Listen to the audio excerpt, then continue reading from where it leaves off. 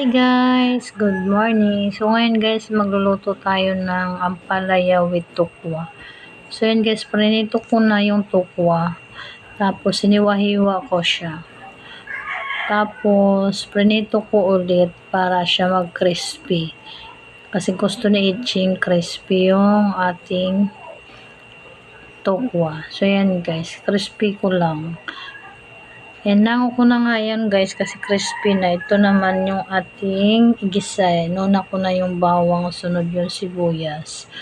Tapos halu-haluin ko lang para lumabas yung aroma. So yan, sinunod ko na yung ating kamatis. Ayan, halu-haluin ko lang to guys para mix. Tapos lagay ko naman yung ampalaya. Ayan, halu-haluin natin yung ating ampalaya.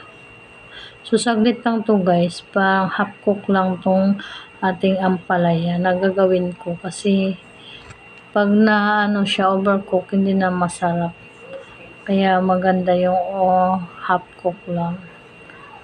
Ayan guys, tabi ko muna yung ampalaya kasi ilalagay ko yung itlog. Ayaw ko naman panghaluin yung itlog tsaka ampalaya agad. Ayan,